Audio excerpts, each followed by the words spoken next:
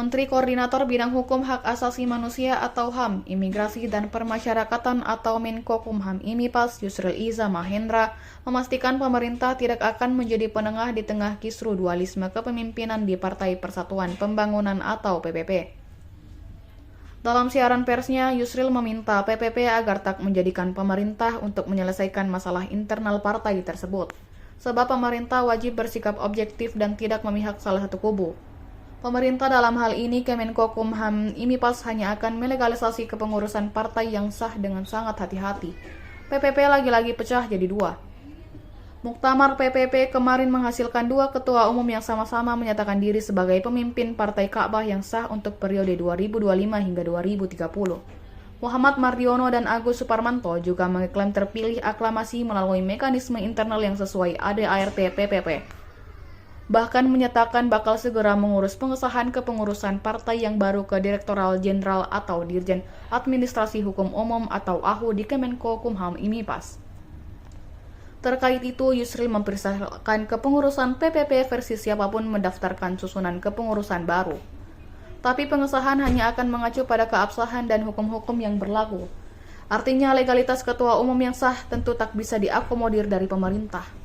Namun akan dikembalikan ke internal partai untuk menyelesaikan terlebih dahulu sampai adanya keputusan final tentang siapa yang sah sebagai ketua umum. Pemilihan ketua umum itu harus dihadiri langsung oleh peserta muktamar. Nah dari situ saya sudah kunci karena seluruh peserta muktamar sudah hadir, kondisi tidak kondusif.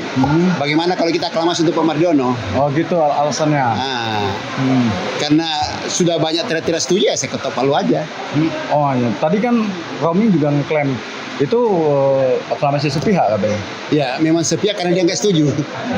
Tapi sebenarnya orangnya ada semua di dalam. Ketika saya ketok palu lengkap di dalam. Ya. Ya setelah itu kita sudah tutup baru dia lanjut. Oh iya. Dan dia masih terkunci di anggaran dasar. Karena anggaran dasar kita mengunci yang bisa jadi ketua umum itu ya harus pernah jadi pengurus. Oh gitu. Oke. Terus langkah ke depan gimana? Ya saya kira ini kan pasti kita siapkan administrasi untuk apapun yang menentukan SK Menkumham sebagai partai politik. Dan saya kira kita bisa meyakinkan pemerintah bahwa ini memang yang sah. Nanti ada upaya perlawanan dari sebelah gimana? Ya kita hadapi. Karena kita dikunci. Ini saya nggak tahu karena tidak pernah ada orang luar partai yang bisa jadi ketua umum di P3. Okay. Baru sekarang ini Romi maksakan. Oh, ya. Oke. Jadi sebenarnya nggak mungkin bisa seperti Pak Agus itu hanya karena punya duit Punya duit ya. bisa jadi ketua umum di P3 enggak lah. Iya betul. Oke. Berarti itu aja statementnya Pak. Ya.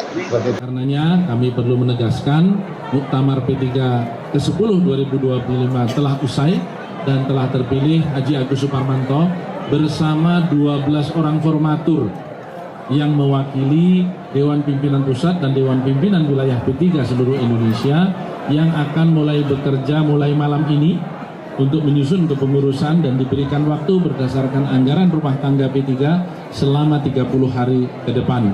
Tentu kami mengajak kepada seluruh pihak termasuk Pak Mardiono dan rekan-rekan yang menyatakan diri melalui sebuah kamar di lantai 10 Hotel Mercure telah terpilih secara aklamasi. Saya perlu menyampaikan bahwa ini bukan muktamar, tetapi mau ngamar. Jadi saya pertegas lagi, ini bukan muktamar, tapi mau ngamar. Tentulah tidak mungkin sebuah muktamar P3 yang pesertanya seperti yang rekan-rekan lihat di sini, jumlahnya ada 1.304. Kemudian berkumpul di salah satu kamar satu hotel mengatakan bahwa telah terpilih secara aklamasi seorang ketua umum.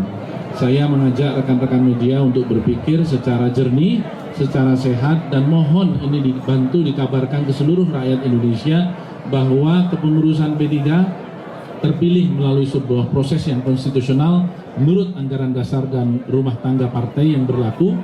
Dan kami, para ketua majelis yang hadir di sini, para pimpinan, para kiai, para pejabat partai di tingkat pusat, semuanya menjadi saksi. Dan terakhir tentu adalah kehadiran Ketua Mahkamah Partai Persatuan Pembangunan, Bapak Yang Mulia Irfan Pulungan, yang bersama kita menegaskan inilah proses konstitusional yang telah kita lalui. Download Tribun X sekarang, menghadirkan lokal menjadi Indonesia.